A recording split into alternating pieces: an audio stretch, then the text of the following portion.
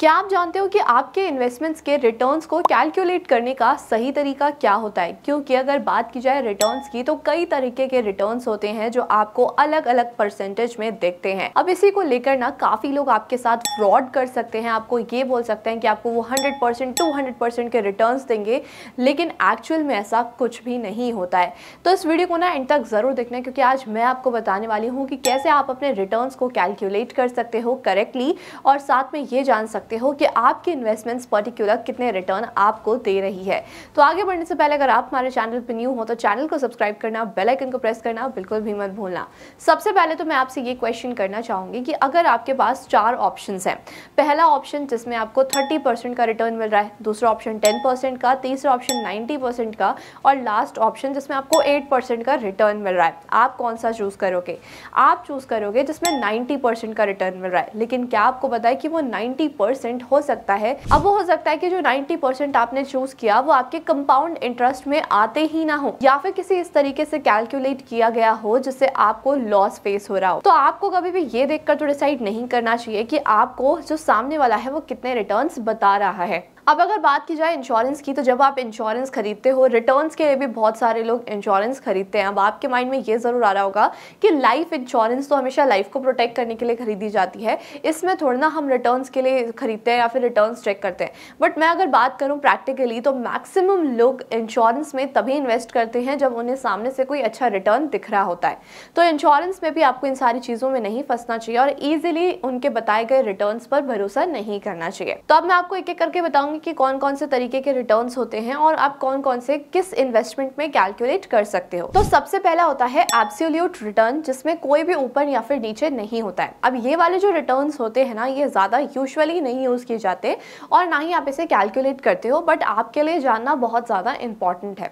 For example, अगर आप कोई एब्सोल्यूट रिटर्न, जिसे हम ROI भी बोलते हैं, यानी कि रिटर्न ऑन इन्वेस्टमेंट्स, आप इसे इजिली कहीं पर भी कैलकुलेट कर सकते हो। अब जब आप इसको कैलकुलेट करोगे ना, तो आप एक छोटा सा डिफरेंस ये देखोगे कि आप चाहे टाइम इंक्रीज कर दो या डिक्रीज कर दो, आपका जो रिटर्न है वो सेम ही रहने वाला है।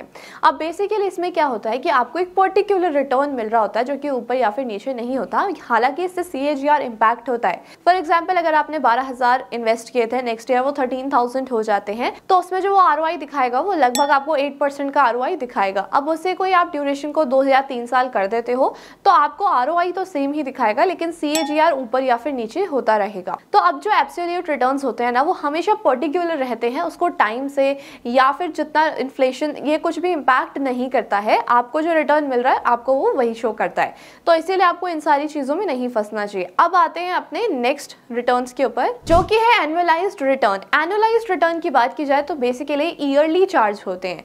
इसमें आप मंथली या फिर नॉर्मली आप नहीं देख सकते हो। जो ईयरली, जैसे आपको एक साल में 13% का रिटर्न आया, दैट इज एनुअलाइज्ड रिटर्न, तो इसमें मंथली आप चेक नहीं कर सकते हो।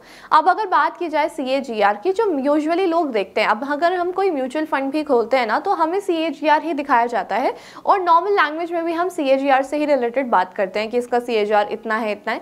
तो मैं आपको बता दूं, अगर आप म्यूचुअल फंड में इन्वेस्ट कर रहे हो तो CAGR करेक्ट तरीका नहीं होता है टू कैलकुलेट योर रिटर्न्स। तो यहाँ पर भी हमें एक टर्म समझने आ रहा है जो कि है एनुअलाइज्ड, यानी कि वो भी ईयरली ही काउंट किया जा रहा है। अब मैं आपको बताती हूँ तरीका कि म्यूचुअल फंड्स में CAGR कैसे कैलकुलेट किया जाता है।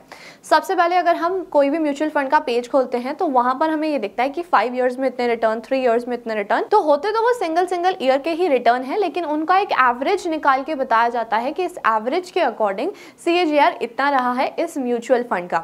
अब मैंने आपको इसको बताने से पहले ये बोला था कि CAGR कैलकुलेट करने का सही तरीका SIP में नहीं आता है। अब वो मैंने ऐसा क्यों बोला? अगर बात की जाए SIP की, तो SIP आप हर महीने देते हो। SIP एक ऐसा इन्वेस्टमेंट होता है जिसमें आपका एक जो डेट होता है ना, वो फिक्स होता है। हर महीने आप अपना पैसा इन्वेस्ट करते जा रहे हो। फॉर एग्जांपल RD में भी हम CAGR ही कैलकुलेट करते हैं, but this is a wrong way to calculate CAGR। तो अगर बात की जाए RD में, तो आप पर्टिकुलर डेट पर अपना पैसा जो है वो इन्वेस्ट करते रहते हो, लेकिन यहाँ पर प्रॉब्लम ये क्रिएट होती है कि जो CAGR है वो आपको एनुअली ग्रोथ बता रहा है। अगर बात की जाए पहले अमाउंट की, फॉर एग्जाम्पल मैं आपको एक एग्जाम्पल से समझाती हूँ। आपने फाइनेंशियल ईयर 2023 में इन्वेस्ट किया, जनवरी से लेकर जनवरी 2024 तक आपने इन्वेस्ट किया। अब 2023 से लेकर 2024 तक आपने हर मंथ अपने 1000 रुपए इन्वेस्ट करते गए। अब क्या आपको लगता है कि हर महीने जो मार्केट होगी वो आपको सेम ही रिटर्न दे रही होगी? नहीं, कभी जिस डेट पर आप इन्वेस्ट कर रहे हो वो मार्केट ऊपर जाएगी या नीचे जाएगी। तो क्योंकि अब यहाँ पर एनुअलाइज्ड आपका सिर्फ एक ही मंथ जा रहा है जो कि जनवरी टू जनवरी है। अब वहीं पर अगर आप फरवरी में अपना पैसा इन्वेस्ट कर रहे हो, 1000 रुपीज इन्वेस्ट कर रहे हो, तो वो फरवरी से सिर्फ 11 मंथ्स ही काउंट होंगे। अब वैसे ही बात की जाए दिसंबर की, दिसंबर से जनवरी में सिर्फ एक ही महीना होता है, तो ये भी एनुअली काउंट नहीं किया जाएगा। तो इसकी वजह से जो CAGR होता है ना, वो आपको गलत बता सकते हैं कभी कभी। अब आप SIP के लिए क्या कर सकते हो, आप IRR कैलकुलेटर पर जाकर वो चेक कर सकते हो। IRR का मतलब होता है इंटरनल रेट ऑफ रिटर्न्स। तो हर एक रिटर्न को कैलकुलेट करने का तरीका अलग होता है। CAGR आप बिल्कुल कैलकुलेट कर सकते हो, जो कि जो फिक्स्ड रिटर्न्स वाली जो स्कीम्स होती हैं उसमें। अब मैं आपको एक और चीज बताना चाहूंगी, जो CAGR होता है और एक सिंपल रिटर्न्स होते हैं। CAGR और सिंपल रिटर्न्स में बहुत बड़ा डिफरेंस होता है जो आपको जरूर समझना चाहिए। अब बेसिकली आपको लोग क्या बोलेंगे कि आपको मैं हर महीने 15% का रिटर्न दूंगा। आप खुश हो जाओगे कि हर महीने 15% का रिटर्न मिल रहा है, तो बहुत अच्छी बात है। लेकिन अब लोग क्या करते हैं, ये पूछते ही नहीं है कि ये जो रिटर्न्स हमें मिलने वाले हैं वो कंपाउंडेड रहने वाले हैं या फिर सिंपल रिटर्न्स रहने वाले हैं। दोनों में क्या डिफरेंस होता है? अगर आपने कंपाउंडिंग रेट ऑफ इंटरेस्ट वाले इन्वेस्टमेंट्स किए हुए हैं तो इन दैट सिचुएशन हर महीने आपके इंटरेस्ट पर भी आपको इंटरेस्ट मिलता है। वहीं अगर आपने सिंपल रिटर्न्स वाली स्कीम्स में इन्वेस्ट किया हुआ है तो उसमें क्या होता है, मान लीजिए आपने आज 100 रुपए इन्वेस्ट किए, उस पर आपको 15% का रिटर्न मिलेगा जो कि हो गया 115 रुपीज। अब नेक्स्ट मंथ क्या होगा, नेक्स्ट मंथ भी आपको 100 रुपीज पर ही 15% का रिटर्न मिलेगा जो कि हो जाएगा 115 रुपीज। तो इसी तरीके से कंटिन्यू चलता रहेगा। लेकिन अगर कंपाउंडेड की बात की जाए तो in that situation 100 rupees per 15% का रिटर्न मिलने के बाद वो 115 हो जाएगा, फिर 115 रुपीज के ऊपर आपको 15% का रिटर्न मिलेगा। तो इस तरीके से आपका जो अमाउंट है ना वो काफी ज्यादा तेजी के साथ इंक्रीज होगा। अब यहाँ तो मैंने आपको एक छोटा एग्जांपल दिया है तो आपको अमाउंट बहुत ही छोटा लग रहा होगा, लेकिन जब टाइम का ड्यूरेशन आता है या फिर टाइम लंबा होता है, जैसे 7 साल 10 साल के लिए आप इन्वेस्ट कर रहे हो, तो ये डिफरेंस बहुत ह्यूज क्रिएटेड होता है। तो अब अगर बात की जाए कि जो म्यूचुअल फंड्स हमें दिखते हैं लाइक ट्रेडिंग के ऊपर या फिर जो भी हम अपना डीमैट अकाउंट में चेक करते हैं, तो वहाँ पर हमें कौन से रिटर्न्स दिखाए जाते हैं। जैसे मैंने आपको बोला था कि वहाँ पर आपको CAGR ही दिखाया जाएगा। अब आप देखा जाए तो यूजुअली CAGR ही यूज़ होता है, लेकिन अगर आप करेक्ट रिटर्न्स जानना चाहते हो तो उसके लिए आप ये कैलकुलेटर्स को यूज़ कर सकते हो। अब अगर बात की जाए वहाँ पर ईयरली बेसिस पर भी, जैसे मैंने आपको बताया था कि एवरेज निकाल कर ईयरली बेसिस पर आपको बताया जाता है।